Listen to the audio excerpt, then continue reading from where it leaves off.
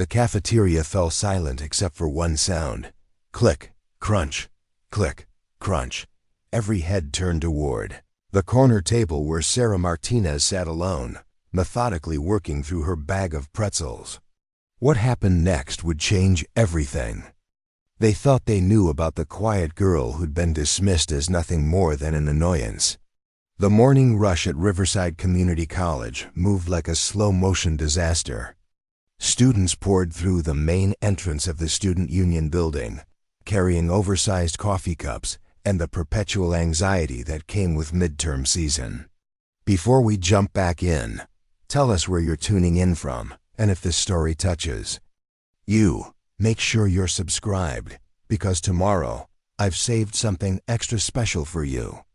The October air had that crisp bite that made everyone walk a little faster, hunching shoulders against the wind that cut across the quad like a knife through butter. Inside the building, fluorescent lighting cast everything in that particular shade of institutional beige that made even the most energetic 18-year-old look like they needed more sleep. The smell of industrial-strength cleaning solution mixed with the aroma of overpriced coffee from the campus café, creating an olfactory cocktail that screamed higher education on a budget.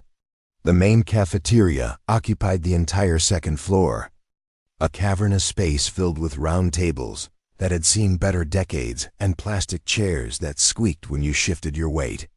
The walls were decorated with motivational posters about academic success that looked like they'd been designed by someone who'd never actually attended college.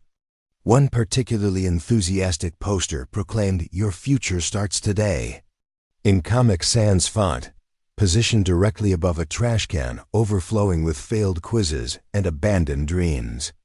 The breakfast crowd moved through the serving line with the mechanical efficiency of people who'd done this dance too many times before, grabbing trays, making selections from the limited options available, finding seats in the social hierarchy that governed college dining experiences. Athletes clustered near the windows, taking up more space than they technically needed. Honor students claimed the tables closest to the power outlets, laptops open, textbooks spread like territorial markers. Everyone else filled in the gaps, navigating the unspoken rules that determined who belonged where. That's when Sarah Martinez walked in. She moved through the entrance with the careful precision of someone who'd learned that drawing attention was rarely a good thing.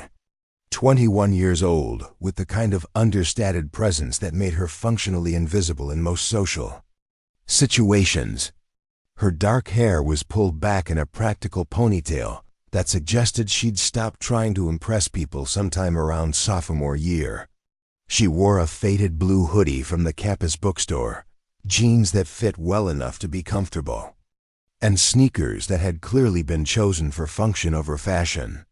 Her backpack was worn, but well organized, with that particular weight distribution that came from someone who actually used every pocket for its intended purpose. No decorative patches, no political statements, no carefully curated aesthetic designed to communicate her personality to strangers.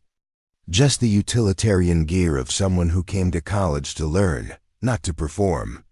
Sarah collected her tray from the stack near the entrance and joined the breakfast line behind a group of sorority pledges who were discussing their upcoming philanthropy event with the kind of performative enthusiasm that suggested they were aware of being overheard.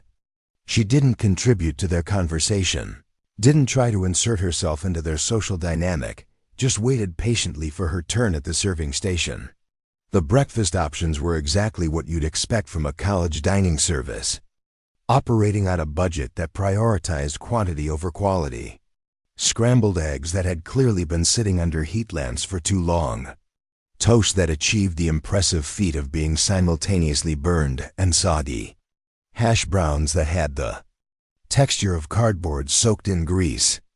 Sarah made her selections without complaint or visible disappointment, accepting what was available with the pragmatic acceptance of someone who understood that perfect wasn't always an option. But then she did something that would set the entire morning in motion. She reached into her backpack and pulled out a small bag of pretzels.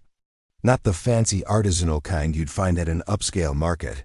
Just regular twisted pretzels from the vending machine near the library.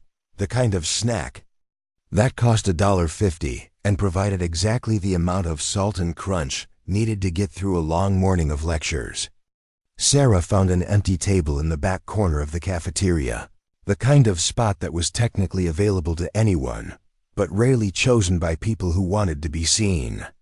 It was positioned near the windows, offering a view of the quad where early morning joggers traced their predictable loops around the memorial fountain that hadn't worked properly since the Clinton administration. She settled into her chair with movements that were economical without being military precise, arranged her breakfast items with the unconscious organization of someone who'd eaten alone frequently enough to develop a system, and opened her bag of pretzels. The first bite was unremarkable. A simple crunch that blended into the ambient noise of conversations, chair scraping, and the general acoustical chaos of 300 college students trying to fuel themselves for another day of academic endurance. But the second bite was different, louder, more pronounced. The kind of sound that seemed to cut through background noise like a bell through fog. Click, crunch, click, crunch. At first, nobody noticed.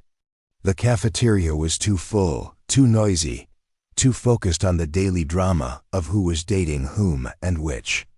Professors were rumored to be scaling their midterm grades on a curve that defied mathematical logic. But as Sarah continued working through her pretzels, the sound began to stand out from the general din. It wasn't just that she was chewing loudly, it was the consistency of it. The methodical rhythm that seemed almost deliberate. Each bite produced the same distinctive sound sequence, the initial crack of teeth meeting pretzel, followed by the grinding crunch of mastication, then a brief pause before the cycle repeated. Preparing and narrating this story took us a lot of time, so if you are enjoying it, subscribe to our channel. It means a lot to us.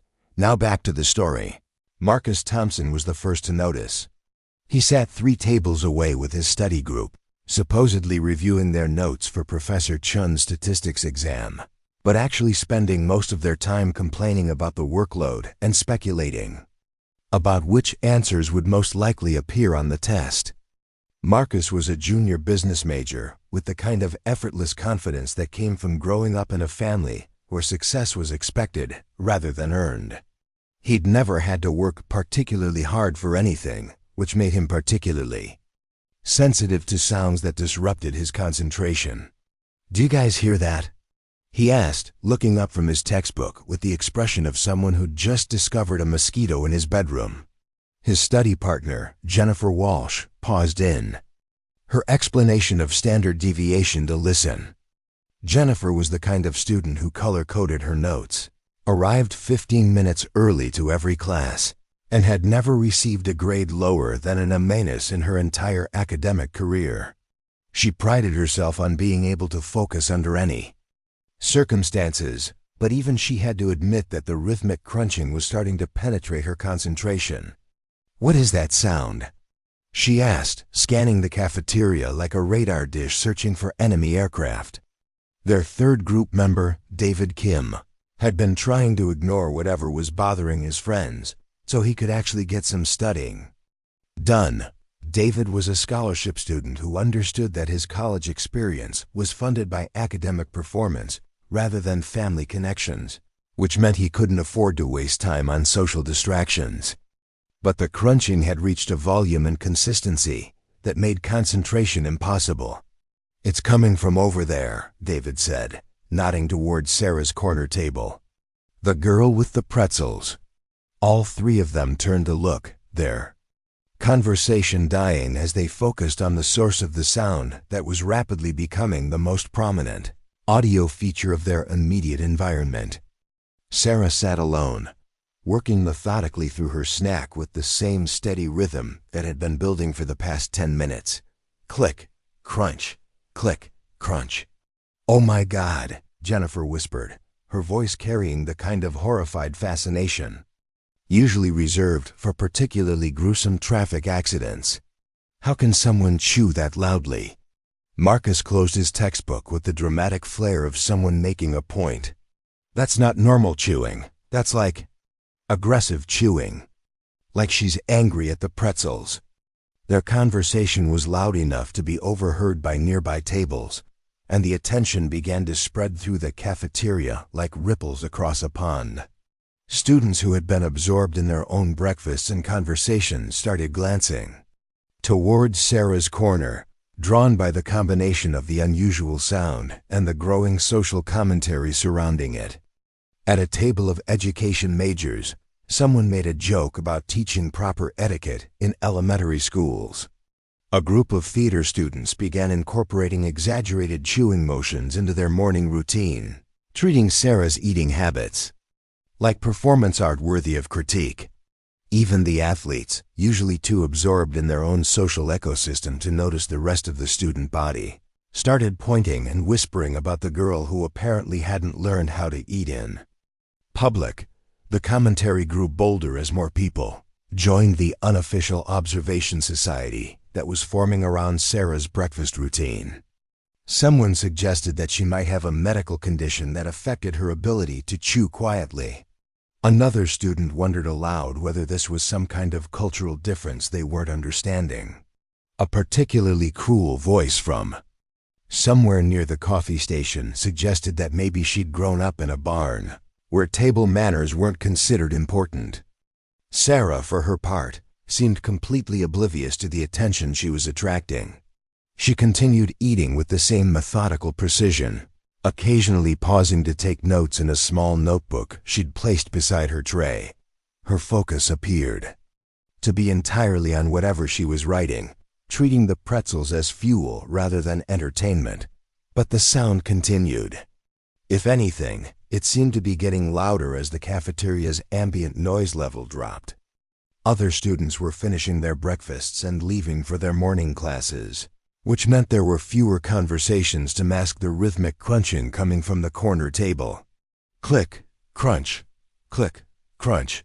By now, Sarah had become the unofficial entertainment for anyone who wasn't in a hurry to get to their first period class. Students lingered over their coffee cups, pretending to study while actually watching the girl who'd somehow managed to turn eating a snack into a public spectacle. The attention wasn't entirely malicious, but it carried that particular brand of college cruelty that came from boredom mixed with social insecurity.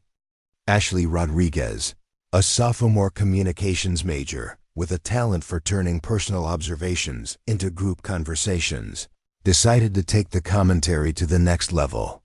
She stood up from her table near the center of the dining area and addressed her friends loudly enough to be heard by everyone in the immediate vicinity. "I'm trying to study for my media ethics exam," she announced with theatrical exasperation. "But it's impossible to concentrate with all that noise. How can someone not realize they're bothering everyone around them?" Her comment drew approving nods from students who'd been thinking the same thing, but hadn't wanted to be the first to say it out loud. There was something about Ashley's willingness to voice their collective irritation that gave others permission to join the criticism. "Maybe she's doing it on purpose," suggested Tyler Brooks, a junior psychology major who'd taken enough courses to believe he could diagnose personality disorders based on casual observation. Some people crave attention, even negative attention. It's a classic attention-seeking behavior. The psychological analysis was picked up by other students who'd also taken introductory psychology courses and were eager to demonstrate their newly acquired expertise in human behavior. Soon, Sarah's eating habits were being dissected through the lens of developmental psychology, social learning theory, and behavioral modification techniques that probably wouldn't have been approved by the professors who'd taught them. "She's probably never been called out on it," added Rachel Martinez, an English major who specialized in finding deeper meaning in surface behaviors. "Some people go through their entire lives without anyone telling them that their personal habits affect other people. It's actually kind of sad when you think about it. The pity was almost worse than the direct criticism. At least mockery was honest about its intentions. Pity dressed itself up as compassion while still serving the same function of establishing social hierarchies based on who was normal and who was different. Sarah continued eating, her attention focused on the notebook beside her breakfast tray. She was writing in small, precise handwriting that looked more like technical notation than casual note-taking. Occasionally, she would pause to count something on her fingers, then return to writing with the concentration of someone solving a complex problem. The sound of her chewing had taken on an almost hypnotic quality for the students who were still watching. The rhythm was so consistent that it had become the auditory backbone of the entire dining experience. Some students found themselves unconsciously timing their own activities to match the pattern. Others discovered that they could predict the exact moment when the next crunch would occur. Click, crunch. Professor Elizabeth Hayes entered the cafeteria through the faculty entrance, carrying a travel mug that proclaimed her allegiance to the English department and a stack of papers that suggested she was one of those instructors who believed in providing detailed feedback on every assignment. She was in her early 40s, with the kind of practical wardrobe that prioritized comfort over fashion and the slightly harried expression of someone who'd been teaching long enough to recognize patterns in student behavior. Professor Hayes had intended to grab a quick cup of coffee before her 9 o'clock Victorian literature seminar, but the unusual atmosphere in the dining area caught her attention. The normal buzz of morning conversation had been replaced by something more focused, more directed.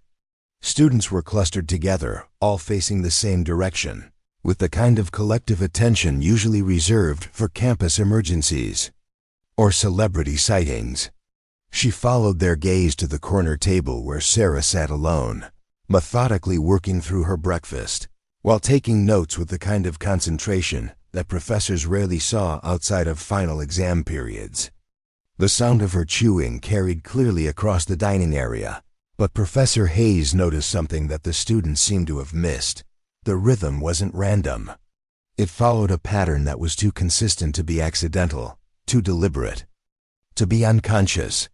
As someone who'd spent years studying the structure of language and the ways that meaning could be encoded in seemingly simple patterns, Professor Hayes recognized that there was something intentional about this sequence of sounds coming from Sarah's table. But before she could analyze it further, the morning rush reached its peak as students realized they had less than 10 minutes to get to their first classes. The cafeteria began emptying rapidly, conversations cut short by the practical necessity of academic punctuality. Students gathered their belongings, dumped their trash, and streamed toward the exits with the efficient urgency of people who'd learned that being late to college classes carried consequences that extended beyond simple embarrassment. Marcus Thompson packed up his study materials with movements that suggested he was personally offended by the disruption to his morning routine. "I hope she's not here tomorrow," he muttered to his study group as they prepared to leave. "Some people just don't understand social boundaries." Jennifer Walsh nodded in agreement, though she found herself oddly fascinated by the precision of Sarah's eating pattern. As a student who appreciated mathematical consistency in all areas of life, she had to admit there was something almost admirable about the girl's ability to maintain such perfect timing. David Kim was the last of their group to pack up, partly because he was genuinely trying to squeeze in a few more minutes of studying, and partly because he'd become genuinely curious about what Sarah was writing in her notebook. From his angle, he could see that her notes looked more like diagrams than text, with small marks arranged in patterns that resembled some kind of code or notation system. As the cafeteria emptied, the sound of Sarah's chewing became even more prominent. The large dining area amplified every crunch, turning her corner table into an acoustic focal point that dominated the entire space. The few remaining students found themselves unable to ignore the rhythmic pattern that continued with metronomic precision. Ashley Rodriguez gathered her communications textbooks, but paused at her table to make one final observation. "I feel bad for whatever class she's going to next," she announced to anyone within earshot. Imagine trying to listen to a lecture with that going on in the background. The comment drew a few sympathetic chuckles from students who were imagining their own morning classes being disrupted by the same kind of acoustic assault they'd been experiencing in the cafeteria. There was something about the idea of Sarah's chewing habits following her into academic settings that seemed particularly horrific to people who took their education seriously. Tyler Brooks, still operating in amateur psychologist mode, offered his final diagnosis as he headed toward the exit. She's probably completely unaware that she's doing it. Some people have no self-awareness when it comes to how their behavior affects others. It's actually a recognized psychological phenomenon. The psychological explanation provided a satisfying conclusion to the morning's entertainment. It allowed the observing students to feel both superior to Sarah's apparent lack of social awareness and sympathetic to her condition as someone who simply didn't know better. It was the perfect combination of judgment and compassion that let everyone feel good about their reactions while avoiding any real examination of their own behavior.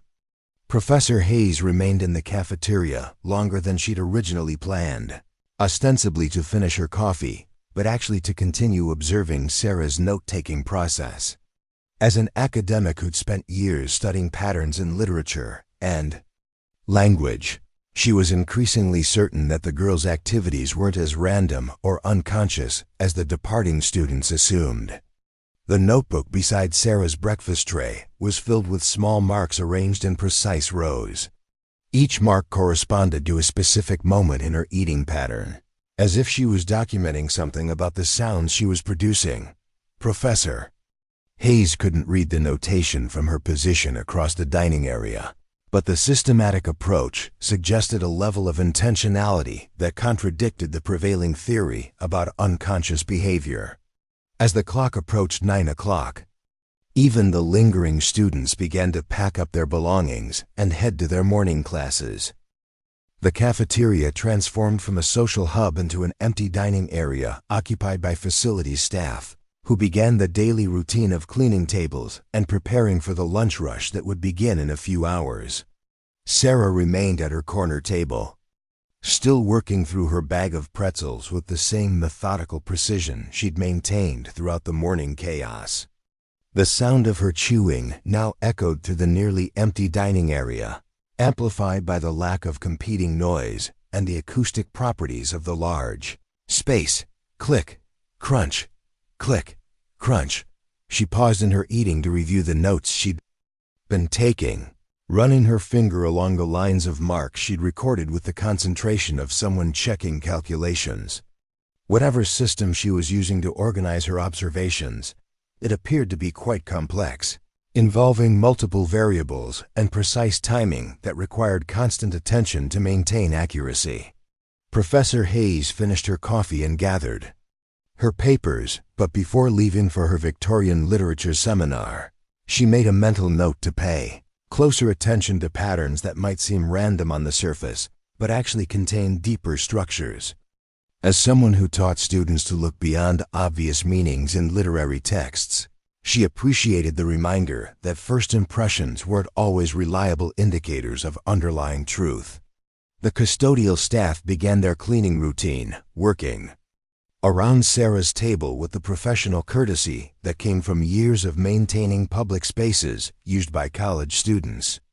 They'd seen enough unusual behavior in the dining area that a girl taking detailed notes while eating pretzels barely registered as noteworthy. College students did strange things, especially during midterm season when stress and caffeine combined to produce unpredictable results. Sarah packed up her notebook and gathered her breakfast items, finally finishing the bag of pretzels that had provided the soundtrack for the morning's social drama. She disposed of her trash with the same careful attention to detail she'd shown throughout her meal, ensuring that every wrapper and napkin made it into the appropriate receptacle. As she shouldered her backpack and prepared to leave for her own morning classes, Sarah glanced briefly around the now empty cafeteria. Her expression was neutral, showing no indication that she'd been aware of the attention her eating habits had attracted or the commentary they'd generated among her fellow students. But just before she reached the exit, she paused and pulled out her phone. She scrolled through what appeared to be a list of contacts, selected one, and composed a brief text message. The message was short enough to type quickly, but she reviewed it twice before sending, as if the exact wording was important for reasons that went beyond casual communication. The phone disappeared back into her backpack, and Sarah Martinez walked out of the Student Union building into the crisp October morning, leaving behind a dining area that looked exactly the same as it had an hour earlier, but somehow felt different in ways that nobody could quite articulate. The facility staff continued their cleaning routine, wiping down tables and replacing chairs with the efficiency of people who'd performed the same tasks countless times before. The morning's social drama had come and gone without leaving any physical evidence of its occurrence, but the memory of the rhythmic crunching would linger in the minds of the students who'd witnessed it. By 10 o'clock, the cafeteria had returned to its normal mid-morning quiet, ready for the lunch crowd that would bring its own social dynamics and acoustic challenges. The corner table where Sarah had sat was indistinguishable from any other table in the dining area, showing no signs of the morning's events or the attention they'd attracted. But somewhere across campus, in classrooms and study lounges and dormitory rooms, students were still talking about the girl who chewed so loudly that it had become the morning's primary entertainment. The story was already beginning to evolve, in the way that college stories always did, with each retelling adding new details and interpretations that made the original events more dramatic and the reactions more justified. Marcus Thompson arrived at his economics lecture still irritated by the disruption to his morning study session. He spent the first 15 minutes of class describing the incident to his seatmate, portraying himself as a victim of someone else's inconsiderate behavior and Sarah as an example of what happened when people weren't taught proper social skills. Jennifer Walsh found herself distracted during her statistics seminar, mentally replaying the rhythmic pattern of Sarah's chewing and trying to determine if there had been any mathematical significance to the timing. As someone who found comfort in numerical patterns, she was bothered by the possibility that she'd missed something important in what had seemed like random noise. David Kim sat in his philosophy of language course, half listening to Professor Martinez's lecture about the relationship between sound and meaning, while thinking about the girl who'd been taking such detailed notes about her own eating habits. The juxtaposition of the academic content and his morning experience created an intellectual itch he couldn't quite scratch. Ashley Rodriguez used the incident as material for her communications ethics class discussion about public behavior and social responsibility. She positioned herself as someone who'd witnessed a clear example of how individual actions could affect community spaces, though she carefully avoided mentioning that her own commentary had contributed to making Sarah the center of unwanted attention. Professor Hayes stood in front of her Victorian literature seminar, discussing the ways that authors use seemingly random details to convey hidden meanings to careful readers. She found herself thinking about patterns that weren't immediately obvious and codes that could be embedded in everyday activities. The morning's events had reminded her that the most interesting communications often occurred in contexts where they weren't expected. And somewhere else on campus, in a building that most students never visited and a classroom that didn't appear on any official academic schedule, Sarah Martinez sat at a desk reviewing the notes she'd taken during breakfast. The marks in her notebook were arranged in precise columns that corresponded to a system of notation that would have been familiar to anyone with specialized training in acoustic communication protocols. She opened a textbook that wasn't available in the college bookstore and began comparing her morning's work to reference charts that showed the relationship between specific sound patterns and standardized message formats. Her breakfast routine hadn't been about satisfying hunger or unconscious eating habits. It had been a carefully controlled exercise in acoustic signaling, designed to test whether certain communication methods could be implemented in public spaces without detection. The results according to her notes, had been mixed. The signal had been clear and consistent, maintaining proper timing and amplitude throughout the entire transmission sequence. But the attention it had attracted suggested that the method wasn't as subtle as theoretical models had predicted. Public spaces with college-age populations appeared to be more acoustically sensitive than the original research had indicated. Sarah made additional notes about the social dynamics she'd observed, documenting the way that unusual sounds could create focal points for group attention and the speed with which casual observation could evolve into social commentary. Behavioral patterns would be useful data for future operations that required understanding how communities responded to anomalous activities. She closed her notebook and checked the time on her phone. Her next class was scheduled to begin in 20 minutes, in a facility that looked like any other academic building, but served purposes that went far beyond conventional education. Today's lesson would focus on advanced communication techniques that could be implemented using everyday objects and routine activities. The morning's exercise had provided valuable field experience in acoustic signaling under real-world conditions. Tomorrow she would try a different approach, using different materials and testing whether variations in timing or amplitude could reduce the attention-attracting properties while maintaining signal clarity. But for now, Sarah Martinez gathered her materials and prepared to leave the classroom that officially didn't exist, carrying with her the knowledge that sometimes the most effective communications were the ones that people noticed but didn't understand. The students in the cafeteria had heard exactly what she'd intended them to hear, but they'd interpreted it as nothing more than annoying personal habits. In the world of specialized communication, that kind of misdirection was exactly what success looked like. 3 days later, Sarah Martinez returned to the cafeteria with another bag of pretzels and the same methodical approach that had made her infamous among the breakfast crowd. But this time, something was different. This time, someone was listening with trained ears. Dr. James Patterson sat at a faculty table near the window, ostensibly grading papers from his advanced cryptography course, but actually paying careful attention to the acoustic patterns emanating from the corner of the dining area. As the head of the Computer Science Department's cybersecurity program, he'd spent enough years working with intelligence agencies to recognize when seemingly random sounds weren't random at all. The rhythmic crunching began again, precise and consistent, cutting through the morning conversations like a metronome that refused to be ignored. But Patterson wasn't hearing annoying eating habits. He was hearing something that made his blood run cold with recognition. Click, crunch, pause, click, click, crunch, pause, pause, short, short, long, short, short, long, long, long, long.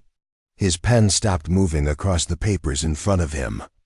After 30 years in signals intelligence, some patterns became permanently etched in your brain. What Sarah Martinez was producing with her breakfast snack wasn't just noise. It was international Morse code, transmitted through one of the most mundane activities imaginable. Patterson counted the intervals, timing the pauses between sequences, and felt his professional skepticism dissolve into something approaching alarm. The message was being transmitted at exactly 18 words per minute, the standard speed for emergency communications in situations where electronic methods weren't available or had been compromised. He pulled out his phone and opened the voice recorder app, discreetly capturing the audio signature while maintaining the appearance of someone reviewing student work. The other faculty members at his table continued their discussion about budget allocations and curriculum changes, completely oblivious to the fact that someone was broadcasting classified-level communications in their campus dining facility. The sequence repeated twice more before Sarah paused to take notes in her small notebook. Patterson used the break to replay his recording at half speed, confirming what his trained ear had already identified. The timing was too precise to be accidental, the pattern too complex to be unconscious, and the content too structured to be anything other than deliberate communication. But who was she communicating with, and why was she using a method that practically screamed for attention while hiding in plain sight? Sarah resumed her systematic chewing, but this time Patterson was ready. He transcribed each sound sequence, converting the audio patterns into dots and dashes, then translating the Morse code into readable text. What he discovered made him question everything he thought he knew about campus security and student background checks. Asset 77 request and extraction support package, compromised university cover blown, repeat blown. University cover. Patterson's coffee cup stopped halfway to his lips. He read the translation again, hoping he'd made an error in his transcription. But the message was clear, professionally formatted, and utterly impossible according to everything the college administration knew about Sarah Martinez, the quiet junior who'd enrolled 2 years ago as a transfer student from a community college in Phoenix. He watched Sarah finish her transmission and pack up her materials with the same unremarkable efficiency she'd shown every morning for the past week. But now Patterson was seeing details that painted a completely different picture. The way she positioned herself with clear sight lines to all entrances. The systematic method she used to survey the room before beginning her acoustic routine. The precision of her timing, which suggested training in operational security protocols that weren't taught in any college curriculum. When Sarah stood to leave, Patterson made a decision that would change both their lives forever. He approached her table just as she was shouldering her backpack, moving with the casual authority of a professor stopping to chat with a student about academic matters. But when he spoke, his voice carried undertones that only someone with specialized training would recognize. "Miss Martinez," he said quietly, his tone conversational but his word choice deliberate.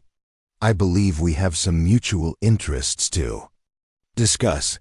Perhaps you'd like to join me for coffee sometime when your current project reaches a natural conclusion." Sarah's reaction was immediate and telling. Her posture shifted almost imperceptibly, shoulders straightening by millimeters, weight redistributing in a way that suggested she was calculating angles and exit routes. Her eyes met his with a directness that most college students couldn't maintain when addressing faculty members. "I think you might be mistaking me for someone else, Professor Patterson," she replied, her voice steady but her use of his name revealing that she knew exactly who he was, despite having never taken any of his courses. "I don't think so," Patterson said, pulling out his phone and playing back 30 seconds of the recording he'd made. The distinctive pattern of her Morse code transmission filled the small space between them, impossible to misinterpret or dismiss as coincidence. Sarah's expression didn't change, but she took a step back that positioned her between Patterson and the nearest exit. Interesting acoustic phenomenon. I wasn't aware that eating habits could be so rhythmically consistent. Patterson smiled, recognizing the careful non-denial that intelligence professionals used when their cover was blown but they weren't ready to abandon operational security entirely. Indeed, though I suspect most people would need specialized training to maintain that level of consistency across such complex patterns. The conversation was taking place in full view of the morning breakfast crowd, but to any casual observer, it looked like nothing more than a professor having a friendly chat with a student. The real communication was happening in subtext, each seemingly innocent comment carrying layers of meaning that only someone with the right background could decode. "Imagine you'd find my advanced cryptography seminar quite interesting," Patterson continued. "We're currently studying historical communication methods that were designed to be undetectable in public settings. Perhaps you'd like to audit some sessions when your schedule permits." Sarah considered this for a moment, her gaze flickering briefly toward the cafeteria exits before returning to meet his eyes. "I appreciate the invitation, Professor, but I'm not sure my academic background would prepare me for such advanced material." "I suspect you'd be surprised by how much relevant experience you already possess," Patterson replied. Sometimes the most valuable education happens outside traditional classroom settings. The coded exchange could have continued indefinitely. Two professionals dancing around direct acknowledgement while testing each other's knowledge and intentions. But it was interrupted by the arrival of someone neither of them had expected. Agent Diana Reeves walked into the cafeteria with the confident stride of someone who belonged anywhere she chose to be. Mid-30s, professional attire that was expensive enough to suggest success, but not flashy enough to attract unwanted attention, and the kind of situational awareness that marked her as law enforcement long before she reached into her jacket for her credentials. "Sarah Martinez," she said, her voice carrying across the dining area with official authority that made every conversation stop mid-sentence. "FBI, I need you to come with me for questioning regarding your activities on this campus." The cafeteria erupted into the kind of chaos that only occurred when real-world drama crashed into the controlled environment of academic life. Students pulled out phones to record what was obviously about to become the most exciting thing that had happened at Riverside Community College since the basketball team made it to the regional playoffs 3 years ago. Sarah's reaction was immediate and professional. She didn't run, didn't protest, didn't show any of the confusion or panic that a normal college student would display when confronted by federal agents in the middle of breakfast. Instead, she set down her backpack, carefully placed her hands where they could be easily seen, and assumed the posture of someone who'd been through this procedure before. "Agent Reeves," she said calmly, her voice carrying clearly enough to be heard by the growing crowd of spectators. "I assume you have some questions about my academic work." "Among other things," Reeves replied, approaching with the measured steps of someone who was ready for resistance, but hoping it wouldn't be necessary. "We've been monitoring some unusual communication patterns in this area, and your name has come up in connection with our investigation." Professor Patterson watched the exchange with growing understanding. "The federal investigation explained several things about Sarah's presence on campus that had been puzzling him since he'd first decoded her Morse transmissions. But it also raised new questions about why someone with her apparent training was operating so openly that she'd attracted official attention." The crowd of watching students had grown to include most of the people who'd been mocking Sarah's eating habits over the past week. Marcus Thompson stood near the coffee station, his phone out and recording, his earlier irritation replaced by fascination at discovering that the annoying girl from his morning study sessions was apparently some kind of spy or criminal. Jennifer Walsh had positioned herself where she could hear every word of the conversation, her academic mind trying to process the revelation that someone she dismissed as socially clueless was actually involved in activities that warranted federal investigation. The mathematical precision she'd noticed in Sarah's chewing patterns suddenly made sense in a completely different context. David Kim found himself remembering the detailed notes Sarah had been taking, wondering if what he'd assumed was some kind of personal organization system was actually intelligence gathering or operational planning. The philosophy courses he'd been taking had prepared him to question assumptions about reality, but they hadn't prepared him for the possibility that reality could shift this dramatically in a college cafeteria. Ashley Rodriguez continued filming with her phone, already imagining how this story would play on social media and whether she could parlay her first-hand witness account into some kind of journalism opportunity. But she was also experiencing the uncomfortable realization that her public commentary about Sarah's behavior might have contributed to exposing someone who was trying to maintain a low profile for reasons that were apparently quite serious. Agent Reeves gestured toward the cafeteria exit, indicating that the conversation would be continuing in a more private setting. But before Sarah could comply, Professor Patterson stepped forward with the authority of someone who understood exactly what was happening and wasn't willing to let it proceed without proper oversight. "Agent Reeves," he said, his voice carrying the quiet confidence of someone who'd worked in intelligence long enough to recognize jurisdictional boundaries. I believe this situation falls under the educational security protocols outlined in Executive Order 14,028. Miss Martinez is a registered student at this institution, which means any federal investigation involving her activities on campus requires coordination with institutional security authorities. Reeves turned to face Patterson with an expression that suggested she was familiar with his background and wasn't surprised by his intervention. Professor Patterson, I was hoping we could handle this quietly without involving the academic administration. But if you're going to invoke federal education security protocols, then I suppose we'll need to do this formally. She reached into her jacket and produced a second set of credentials, these bearing the seal of the Department of Homeland Security rather than the FBI. Agent Reeves, DHS, Cybersecurity and Infrastructure Security Agency.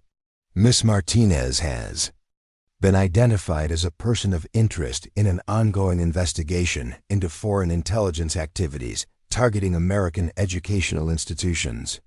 The revelation that Sarah was suspected of being a foreign operative sent another wave of shocked whispers through the crowd of watching students. The idea that their boring community college could be the target of international espionage seemed almost as impossible as the discovery that the girl they'd been mocking was actually a trained intelligence professional. But Patterson wasn't intimidated by federal credentials or implied national security concerns. He'd spent too many years navigating the overlap between academic freedom and intelligence operations to be impressed by jurisdictional claims that weren't backed up by proper documentation. I'll need to see the warrant authorizing this investigation, he said calmly. And I'll need confirmation that this operation has been properly coordinated with campus security authorities as required by the Interagency Memorandum on Educational Institution Protocols.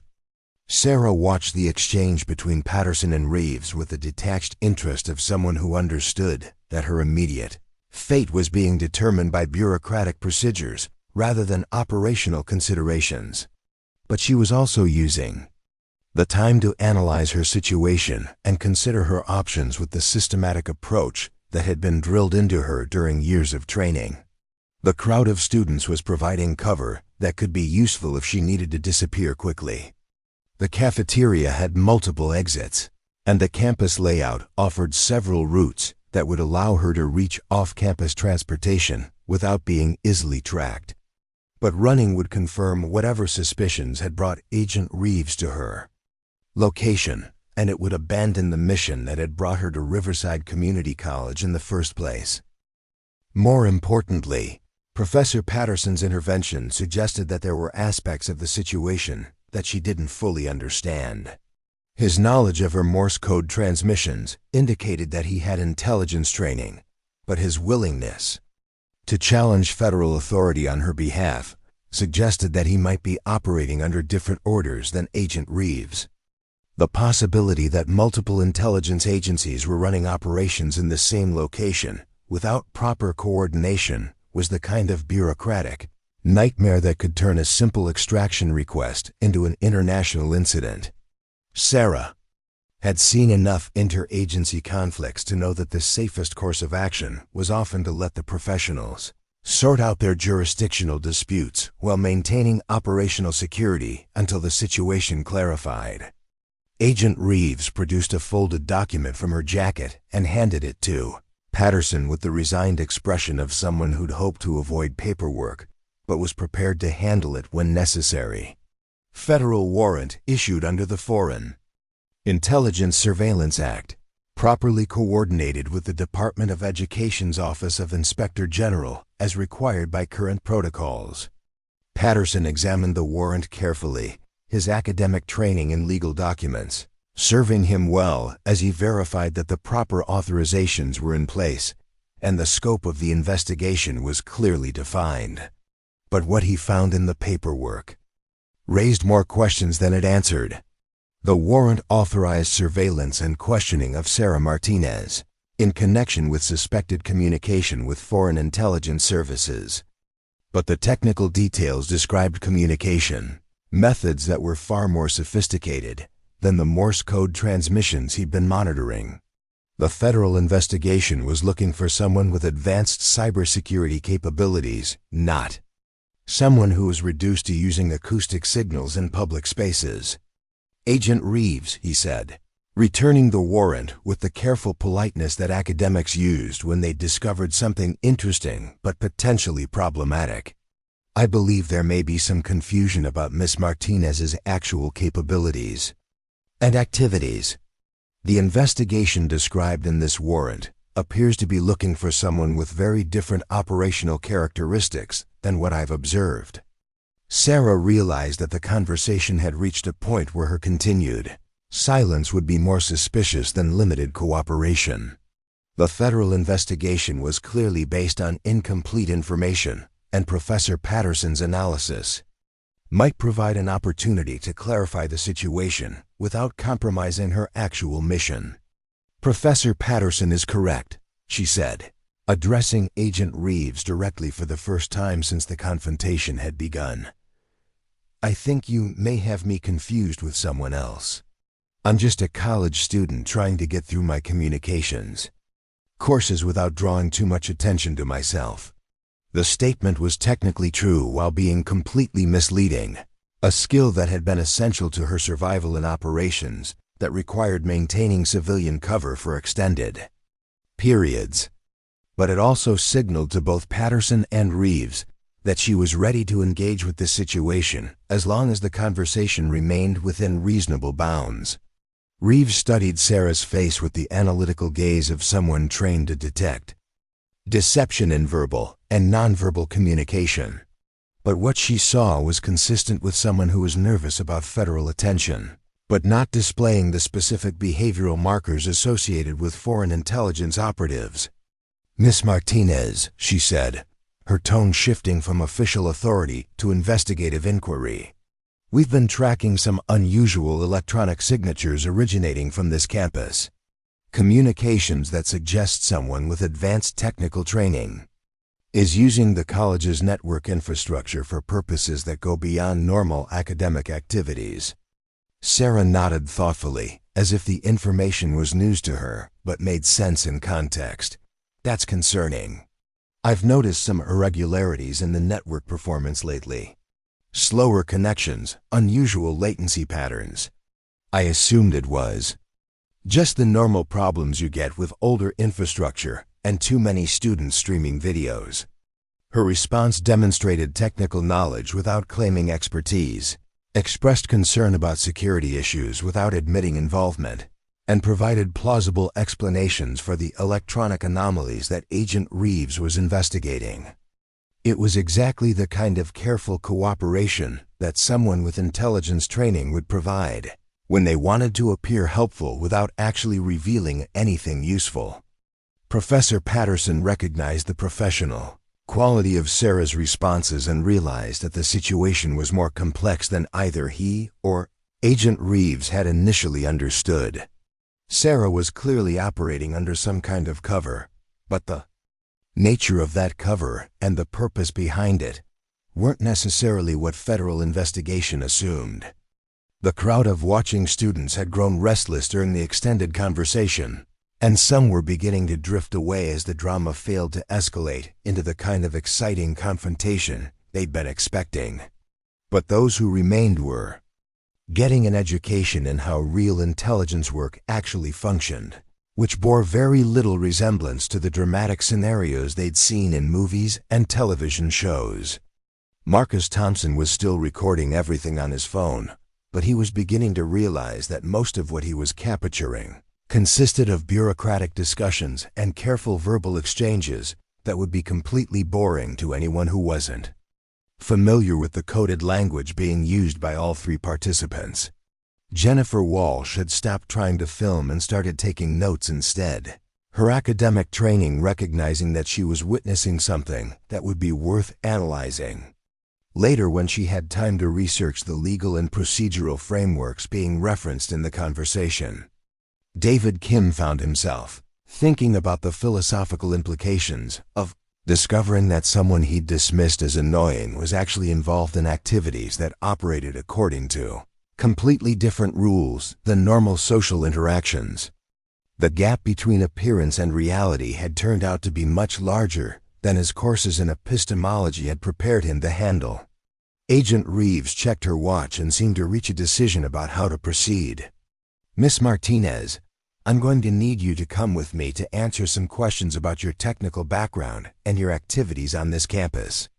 This can be done voluntarily as part of our investigation, or we can make it formal if you prefer." Sarah looked at Professor Patterson, who gave an almost imperceptible nod that seemed to convey approval for limited cooperation. "I'm happy to help with your investigation, Agent Reeves, but I'd prefer to have Professor Patterson present as a faculty representative, since this involves my status as a student at this institution." The request was reasonable and legally sound, but it also ensured that someone with intelligence, experience would be monitoring the questioning process. Patterson understood that Sarah was asking him to serve as more than just an academic advocate, and his agreement to participate indicated that he was willing to take responsibility for whatever might emerge from the federal investigation. "That's acceptable," Reeves said, though her tone suggested that she would have preferred to conduct the interview without additional observers. "We'll use the conference room in the administration building. Professor Patterson, I assume you're familiar with the security protocols for discussions involving potentially classified information." The casual reference to classified information was another indication that the situation involved more than a simple student misconduct investigation. Patterson nodded his understanding, and Sarah gathered her belongings with the calm efficiency of someone who'd been through similar procedures before. As the three of them walked toward the cafeteria exit, the remaining students finally began to disperse, their morning entertainment having evolved into something too complex and bureaucratic to maintain their interest. But the story of Sarah Martinez and her mysterious federal investigation would be spreading across campus within hours, transformed and embellished with each retelling, until it bore only a passing resemblance to the careful procedural exchanges that had actually taken place. The conference room in the administration building was sterile and official, designed for meetings that required privacy but not necessarily comfort. Agent Reeves activated a small device that would prevent electronic surveillance while they talked, then opened a file folder that contained photographs and technical diagrams that made Sarah's situation suddenly much more serious. "Miss Martinez," Reeves began, spreading the documents across the conference table. "These are communications intercepts that we believe originated from someone using this campus as a base of operations. The technical sophistication suggests training that goes well beyond what would be available through normal academic programs." Sarah examined the documents carefully, her expression showing interest without recognition. But Professor Patterson, looking over her shoulder, realized immediately that the intercept showed communication methods that were far more advanced than the Morse code transmissions he'd been monitoring in the cafeteria. Someone was indeed using Riverside Community College as a cover for intelligence operations. But based on the evidence Agent Reeves was presenting, that someone possessed capabilities that were completely different from anything Sarah had demonstrated. The revelation that there was a second intelligence operative on campus, one whose activities had attracted federal attention while Sarah's had remained undetected, changed the entire dynamic of the situation in ways that none of them had anticipated. The silence in the conference room stretched like a taut wire as Sarah Martinez studied the intercepted communication spread across the table. Agent Reeves watched her carefully, looking for any sign of recognition or guilt. Professor Patterson examined the technical specifications with the trained eye of someone who'd spent decades working with classified encryption methods. But what none of them expected was for Sarah to suddenly laugh. It wasn't the nervous laughter of someone caught in a lie, or the bitter laughter of someone whose cover had been blown. It was the genuine amusement of someone who just realized that a complex situation had a surprisingly simple explanation. "Agent Reeves," Sarah said, pushing the documents back across the table with a smile that transformed her entire demeanor. "I think I know who you're actually looking for, and I think I can help you find them." She stood up and walked to the conference room's whiteboard, picking up a marker with the confident movements of someone who was finally ready to abandon the pretense that had been necessary for the past several weeks. When she turned back to face them, the carefully maintained anonymity that had made her invisible in the college cafeteria was completely gone. "My name is Sarah Martinez, and I'm a communications specialist with the National Security Agency. I've been operating under deep cover at this college for the past 6 months, tracking the same intelligence activities that brought you here today." Agent Reeves leaned back in her chair, her expression shifting from investigative suspicion to professional recognition. "NSA, that explains the Morse code transmissions Professor Patterson identified. You were communicating with your handlers." "Not exactly," Sarah replied, beginning to draw a diagram on the whiteboard that showed the campus network topology with a level of detail that would have impressed the college's IT department. "I was using the acoustic transmissions as a cover for something much more sophisticated. The real communication was happening through the campus wireless network, but I needed a visible method that would attract attention and provide plausible deniability for my actual activities." Professor Patterson understood immediately. "You wanted people to think you were an amateur using outdated methods, while you were actually employing advanced digital techniques that required close proximity to the target infrastructure." Sarah nodded, adding more technical details to her diagram. "The subject we're tracking has been using the college's computer lab to access encrypted networks that shouldn't be reachable through normal academic internet connections. But they're smart enough to avoid patterns that would trigger automated security monitoring. They needed someone with human intelligence training to identify their operational signatures." She capped the marker and turned to face Agent Reeves directly. "The person you're looking for is Dr. Michael Chun, the statistics professor who teaches morning classes in the building adjacent to the student union. He's been using his legitimate academic access to mass communications with foreign intelligence services, specifically targeting research institutions across the western United States." The revelation hit Agent Reeves like a physical blow. Dr. Chun was a respected faculty member who'd been teaching at Riverside Community College for over 15 years. His background checks had never raised any flags, his academic record was impeccable, and his research in statistical modeling had earned recognition from legitimate professional organizations. Chun has been using his position to identify students with technical aptitudes that would be useful for foreign intelligence recruitment. Sarah continued, adding names and connection lines to her whiteboard diagram. "He's been particularly focused on students from military families or those with relatives working in defense industries. The statistical modeling he publishes is actually a cover for demographic analysis aimed at identifying potential assets." Professor Patterson studied the network diagram with growing appreciation for the sophistication of the operation Sarah had been tracking. "How long have you known?" "About Dr. Chun specifically, 3 weeks. But I've been tracking the communication patterns he's been using for 6 months. The NSA identified unusual encrypted traffic originating from educational institutions across 5 states, all showing similar technical signatures. Riverside Community College was the most recent addition to the network, which made it the best place to observe the operation in real time." Sarah walked to the conference room's computer terminal and logged in using credentials that obviously provided access to systems far beyond what any college student should have available. The screen filled with surveillance data that made both Agent Reeves and Professor Patterson realize that the federal investigation they thought they were conducting had actually been running parallel to a much more comprehensive intelligence operation. "Dr. Chun has been scheduled to meet with his handler this afternoon," Sarah said, pulling up real-time communication intercepts that showed encrypted messages being exchanged through academic network channels.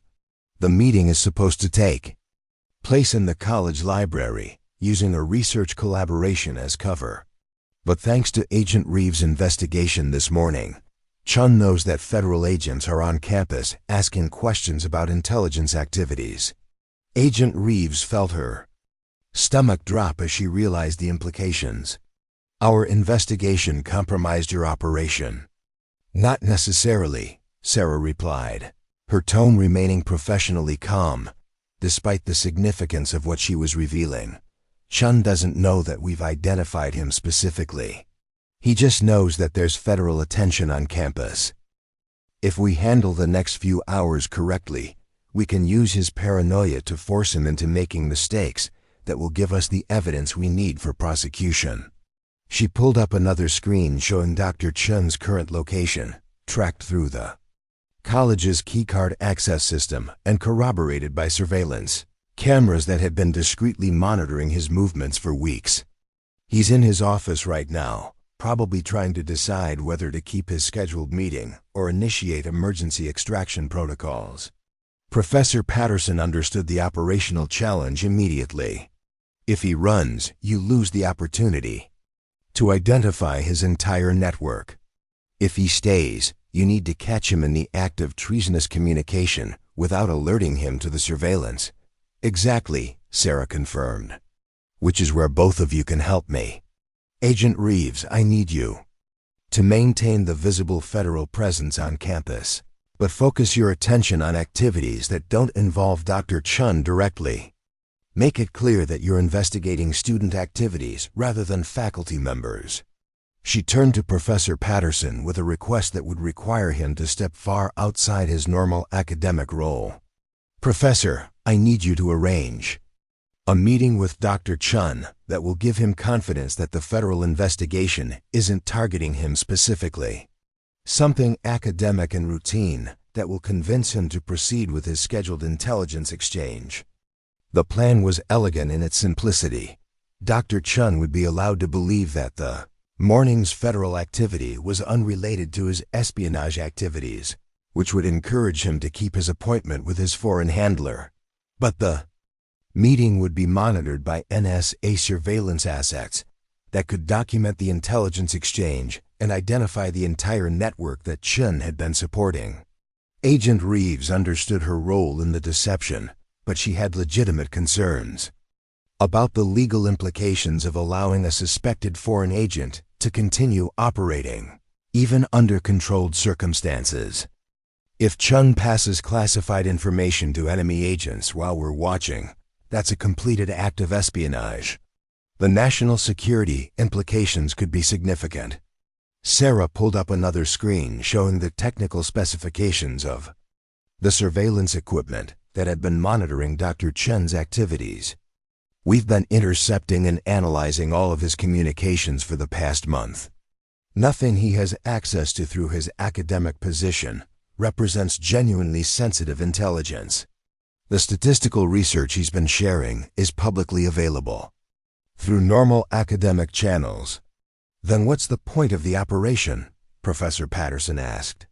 Recruitment and network mapping, Sarah explained, highlighting the connection patterns that showed how Dr. Chun's academic position had been used to identify and evaluate potential intelligence assets.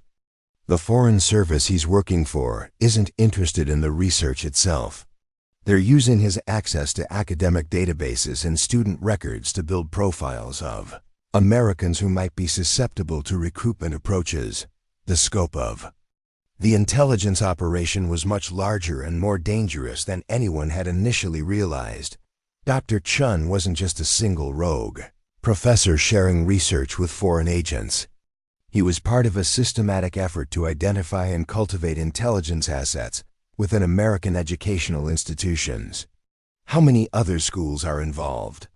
Agent Reeves asked, though she wasn't sure she wanted to hear the answer. Sarah's response confirmed her worst fears. 17 confirmed, with another dozen institutions showing similar patterns that we haven't been able to verify yet. This is a comprehensive intelligence program targeting American higher education infrastructure.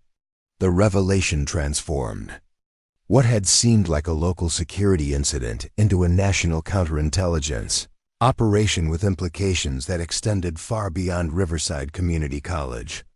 Agent Reeves realized that her investigation had stumbled into something much more significant than the routine cybersecurity matter she'd been assigned to handle.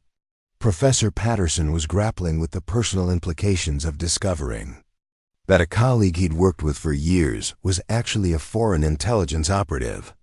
How did you identify Chen specifically? Academic espionage operations are usually designed to be undetectable through normal security monitoring. Sarah's answer revealed the sophisticated technical capabilities that the NSA had brought to bear on the investigation. We developed behavioral analysis algorithms that could identify communication patterns consistent with intelligence activities, even when those communications were disguised as routine academic exchanges. Chun's statistical research papers contained embedded data structures that were actually status reports to his handlers. She pulled up examples of Dr. Chun's published research, highlighting sections where seemingly normal academic language had been used to convey operational intelligence about potential recruitment targets and security vulnerabilities at American institutions. The beauty of the system was that it provided plausible deniability for both sides, Sarah continued. Chun could claim that he was simply collaborating with international researchers, while his handlers could maintain that they were supporting legitimate academic exchanges. Agent Reeves was beginning to understand why the NSA had committed significant resources to this investigation. How much personal information about American students and faculty has been compromised? Potentially thousands of individuals. Across the affected institutions, Sarah replied grimly. Names, family backgrounds, financial information, academic records, and psychological profiles based on social media analysis and academic performance patterns. The scope of the data breach was staggering, but what made it even more concerning was the systematic nature of the intelligence collection. This wasn't random hacking or opportunistic espionage. It was a carefully planned operation designed to identify Americans who might be vulnerable to foreign recruitment approaches. Professor Patterson was reviewing the technical evidence that Sarah had compiled, his academic training in cryptography, allowing him to appreciate the sophistication of the communication methods that Dr. Chun had been using. The statistical models he's been publishing are actually quite elegant as cover stories. Anyone reviewing his work would see legitimate research that contributed to his field while missing the intelligence applications entirely. Sarah nodded, then checked her watch and realized that time was becoming a critical factor. Dr. Chun's meeting with his handler is scheduled for 2 o'clock in the library's graduate research section. If we're going to execute this operation successfully, we need to be in position within the next hour. She began outlining the specific roles that each of them would play in the afternoon's activities. Agent Reeves would maintain her visible presence on campus, conducting interviews with students and faculty members that would reinforce the impression that the federal investigation was focused on cybersecurity violations rather than espionage. Activities. Professor Patterson would arrange a casual meeting with Dr. Chun, ostensibly to discuss curriculum changes for the following semester, but actually to provide reassurance that the morning's federal activity wasn't targeting faculty members with his security clearance and professional background. Sarah would return to her cover identity as a college student, but would be positioned in the library where she could monitor Dr. Chun's meeting with sophisticated surveillance equipment that had been disguised as normal student electronics. The plan required precise timing and careful coordination, but it also depended on Dr. Chun making the decision to proceed with his scheduled intelligence exchange rather than initiating emergency protocols that would abort the operation and allow him to escape detection. As they prepared to leave the conference room, Agent Reeves had one final question about the morning's events. The Morse code transmissions Professor Patterson identified, were those really just cover for your digital surveillance activities? Sarah smiled, and for a moment, the serious intelligence professional disappeared, replaced by someone who genuinely appreciated the irony of the situation. Actually, they were real distress signals. I've been operating under deep cover for 6 months, maintaining a civilian identity while tracking a sophisticated espionage operation. The isolation and stress of the assignment were starting to affect my psychological stability. She paused, seeming to consider how much personal information to share with people who were essentially strangers, despite the professional collaboration they'd developed over the past few hours. The Morse code was my way of requesting psychological support from my handlers, but I had to use a method that wouldn't compromise my cover if it was detected. Acoustic transmission through eating habits seemed like the perfect solution, obvious enough to be noticed, but innocent enough to be dismissed as annoying personal behavior. Professor Patterson understood immediately. You were hiding in plain sight by doing something that would make people avoid paying attention to you. The mockery and social isolation actually reinforced your operational security. Exactly, Sarah confirmed. Though I have to admit, listening to college students discuss my presumed psychological problems and social deficiencies was more demoralizing than I'd anticipated when I designed the communication protocol. Agent Reeves was struck by the human cost of the intelligence work that Sarah had been conducting. Months of isolation, maintaining a false identity, enduring social ridicule as part of an operational cover, all while tracking activities that could potentially compromise national security. How do you maintain perspective during extended deep cover operations? She asked, genuinely curious about the psychological demands of Sarah's work. Sarah considered the question seriously before answering. You focus on the mission and trust that the people you're working with understand the importance of what you're doing, even when they can't know the details. Today was the first time in 6 months that I've been able to have a conversation with colleagues who understood the actual nature of my work. She gathered her materials and prepared to return to her role as an unremarkable college student, but the transformation was less complete than it had been earlier in the day. Something fundamental had changed when she'd revealed her true identity and purpose, making it impossible to completely recreate the anonymity that had been her primary operational asset. As they left the administration building, the 3 of them separated to assume their roles in the afternoon's operation. Agent Reeves returned to the student union to continue her visible investigation of cybersecurity matters. Professor Patterson headed toward the faculty offices to arrange his casual meeting with Dr. Chun. Sarah walked toward the library, once again carrying her backpack and moving with the unremarkable efficiency that had made her invisible for the past 6 months. But now there were people on campus who knew exactly who she was and what she was doing. The morning's events had created a small community of individuals who understood that appearances could be deceiving, that boring college campuses could be the setting for significant intelligence operations, and that the most important work was sometimes done by people who seemed completely ordinary.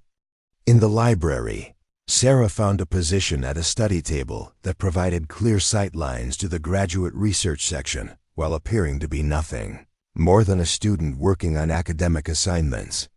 Her backpack contained surveillance equipment that could monitor conversations, record video, and transmit real-time intelligence to NSA analysts who were coordinating the broader counterintelligence operation.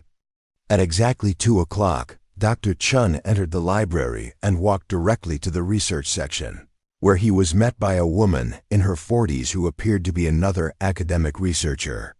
Their conversation looked completely normal to anyone who might have been watching casually. 2 scholars discussing statistical methodologies and research collaboration opportunities.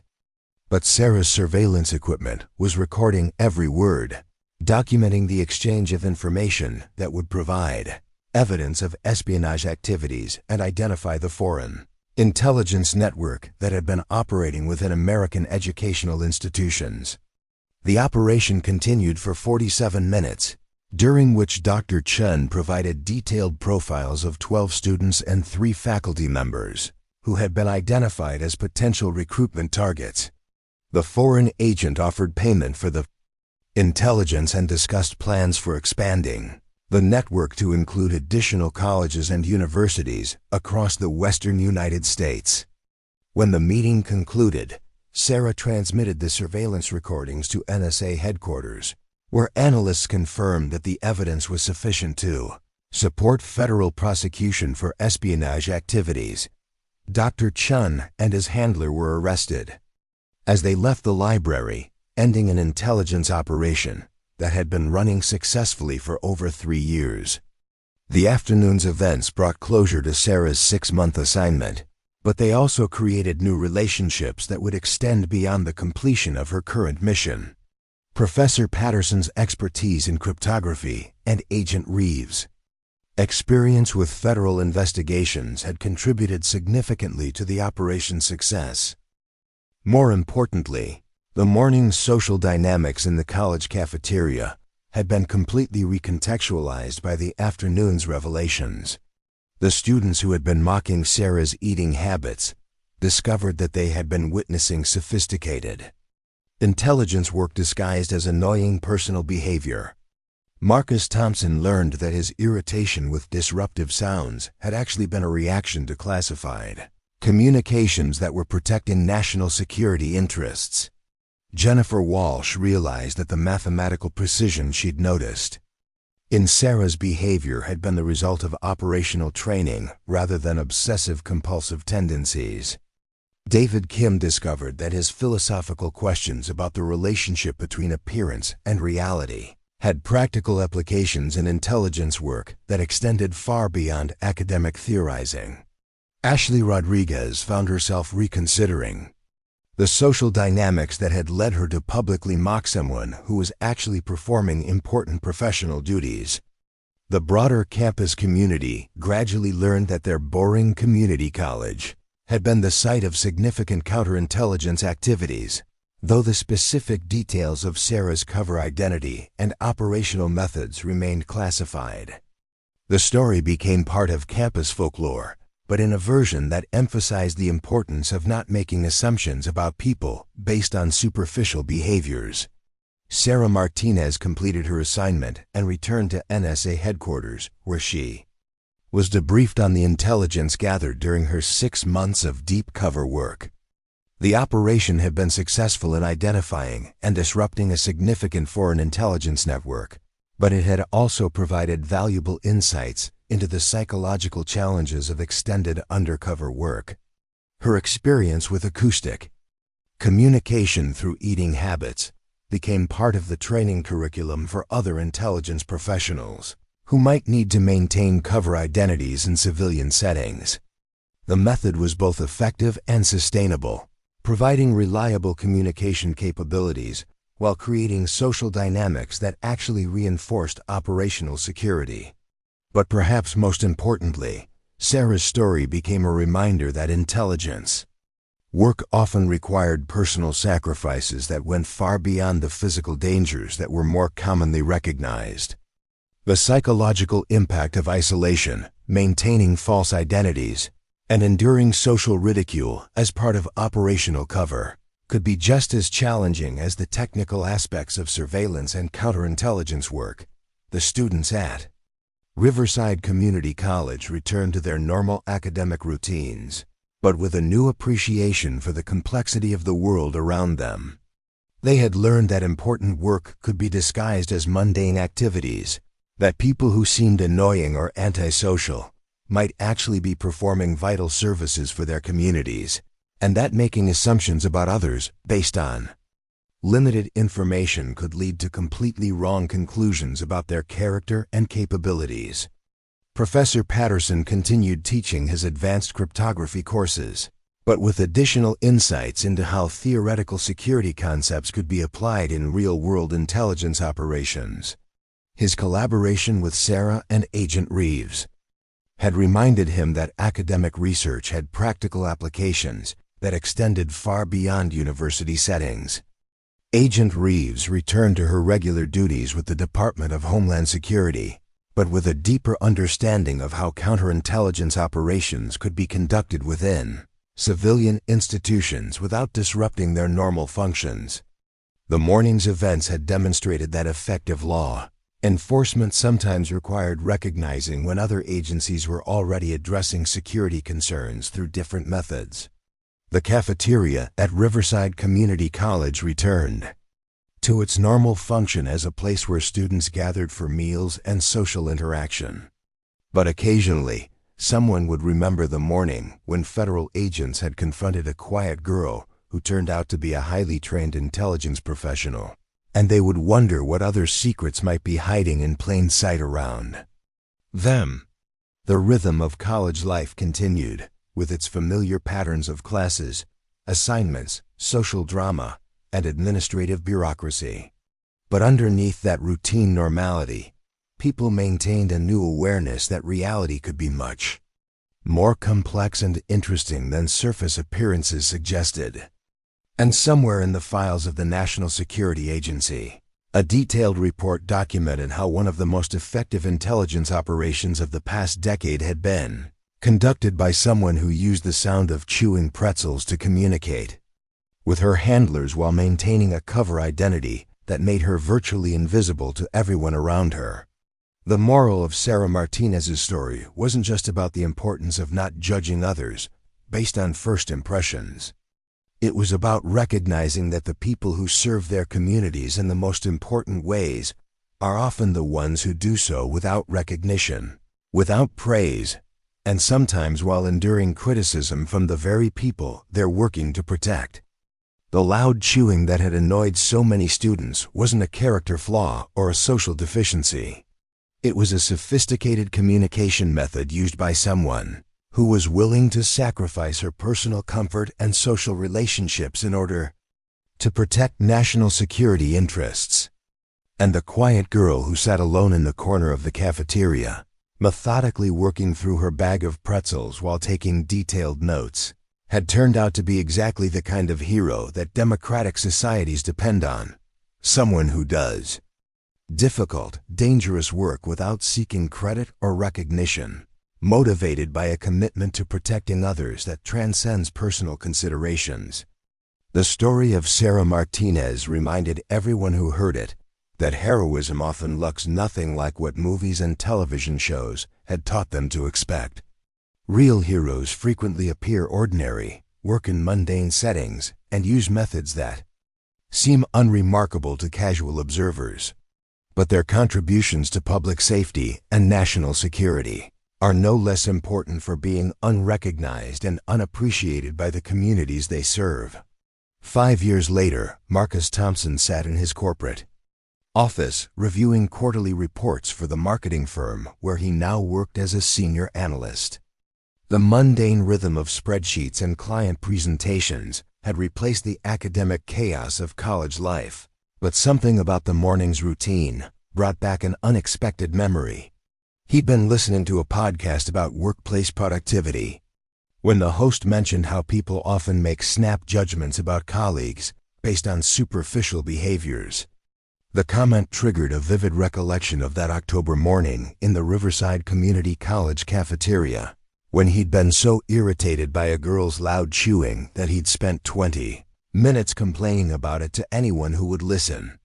The memory carried a weight it hadn't possessed at the time. Marcus now understood that his reaction that morning had revealed more about his own character than it had about Sarah Martinez's eating habits. He'd been so focused on his immediate discomfort that he'd completely missed the possibility that there might be more to the situation than met the eye. The revelation that Sarah had been conducting counterintelligence work while enduring public mockery had fundamentally changed how Marcus approached interactions with people whose behavior seemed unusual or annoying.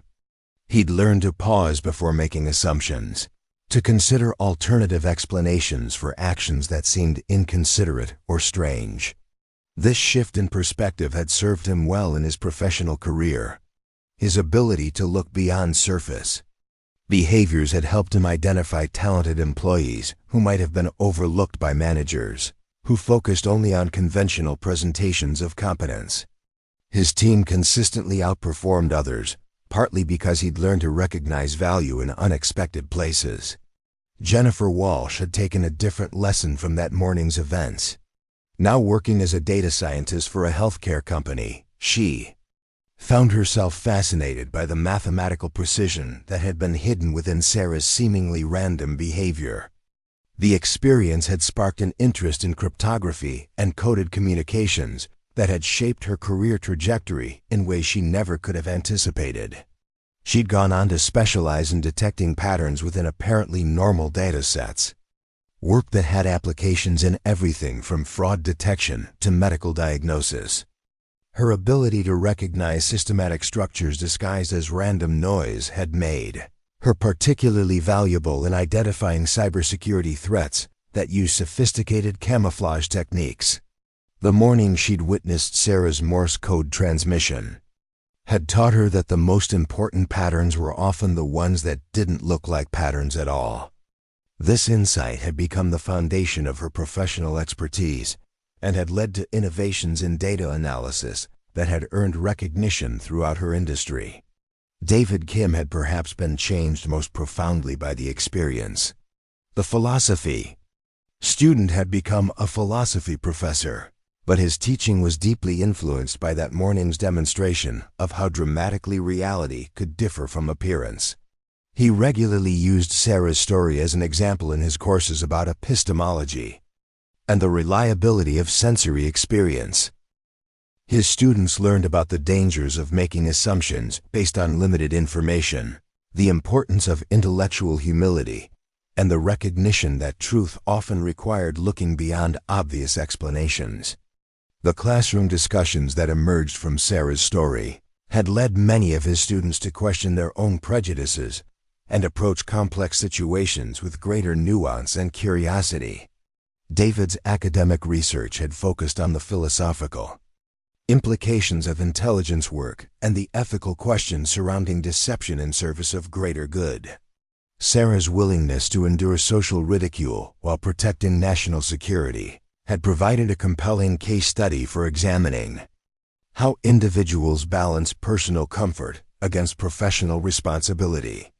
Ashley Rodriguez had built a successful career in investigative journalism, but the memory of that morning served as a constant reminder of the importance of verifying information before drawing conclusions.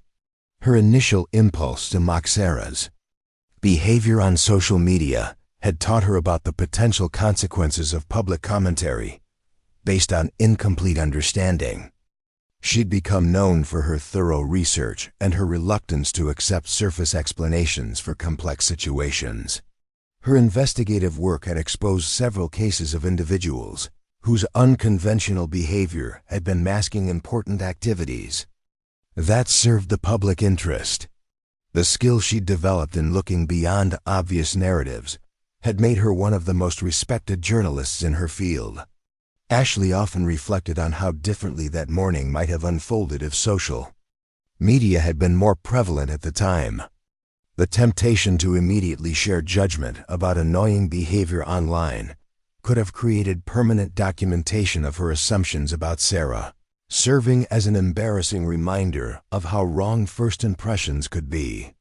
Professor Patterson continued teaching at Riverside Community College, but his encounter with Sarah had added new dimensions to his understanding of how theoretical knowledge could be applied in practical settings. His cryptography courses now included case studies drawn from real intelligence operations, giving students insight into how academic concepts translated into professional applications. He'd maintained informal contact with Sarah over the years, occasionally consulting on research projects that required his expertise in historical encryption methods. These collaborations had kept him connected to the intelligence community, while allowing him to contribute his academic knowledge to operations that served national security interests. The experience had also reinforced his belief in the importance of mentoring students who showed unusual aptitudes or interests. He'd learned to pay attention to individuals who didn't fit conventional molds, recognizing that some of the most valuable contributions came from people whose approaches differed from mainstream expectations. Agent Reeves had been promoted within the Department of Homeland Security, partly based on her successful coordination of the operation that had exposed Dr. Chun's espionage network. Her ability to recognize when multiple agencies were working towards similar objectives and to facilitate cooperation rather than competition had become a model for other federal investigations. She'd gone on to develop protocols for interagency coordination that prevented the kind of operational conflicts that could have compromised Sarah's mission. Her work had improved the effectiveness of counterintelligence operations across multiple departments and had earned her recognition as an expert in managing complex investigations that crossed jurisdictional boundaries. The experience had taught her about the importance of maintaining operational security even when federal attention was focused on legitimate targets. Her understanding that visible law enforcement activities could inadvertently compromise ongoing intelligence operations had influenced her approach to all subsequent investigations. Sarah Martinez had completed several more deep cover assignments for the National Security Agency, but none had required the same level of social isolation or personal sacrifice that her college operation had demanded. Her success at Riverside Community College had demonstrated the effectiveness of hiding intelligence activities within routine civilian behaviors, leading to the development of new training programs for other operatives. She'd eventually transitioned from field operations to training and curriculum development, sharing her experience with new intelligence professionals who needed to understand how to maintain cover identities in civilian settings. Her methods for using acoustic communication and behavioral camouflage had become standard techniques taught at intelligence training facilities. The psychological challenges she'd faced during her extended undercover work had also contributed to improvements in support systems for intelligence operatives working in isolation.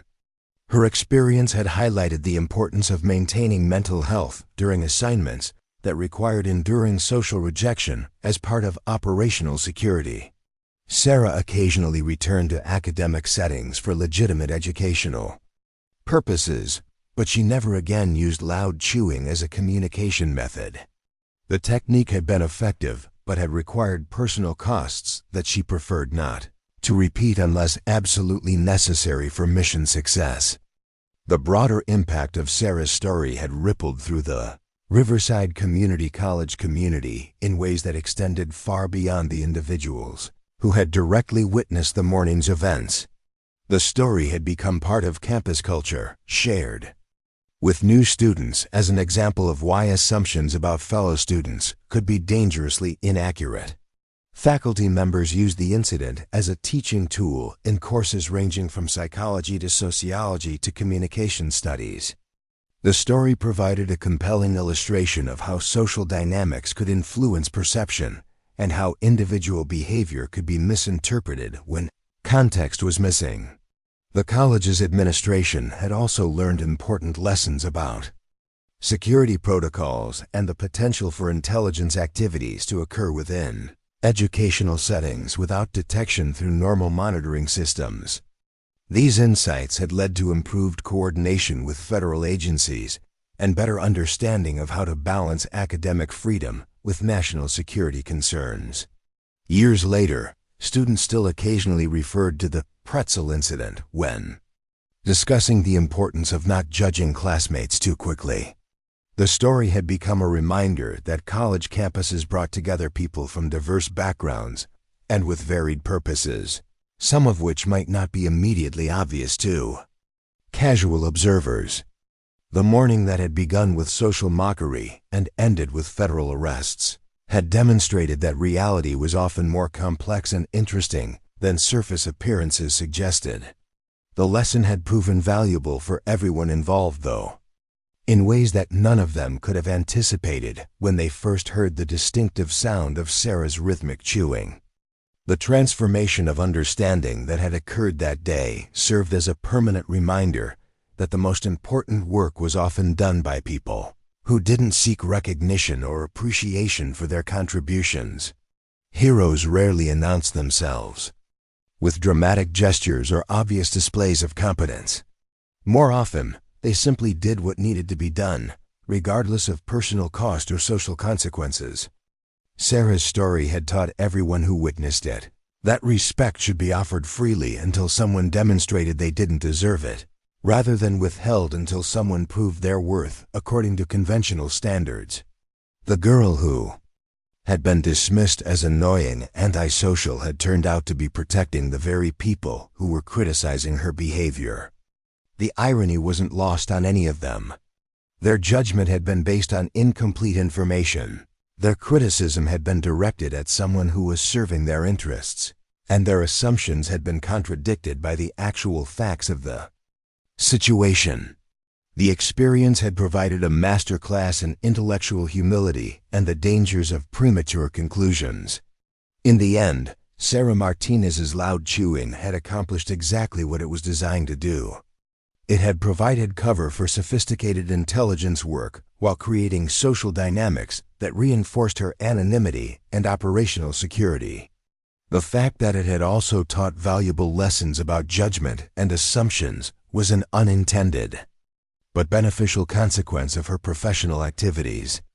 The memory of that October morning continued to influence how everyone involved approached similar situations in their personal and professional lives. They had learned that the most dangerous thing about making assumptions wasn't being wrong about unimportant matters, but missing something significant because they hadn't looked carefully enough beneath the surface. Sarah's story remained a testament to the reality that heroes walked among ordinary people every day, often unrecognized and unappreciated, protecting communities through work that required personal sacrifice and professional excellence that operated far beyond public recognition or gratitude. Up next, you've got 2 more standout stories right on your screen. If this one hit the mark, you won't want to pass these up. Just click and check them out.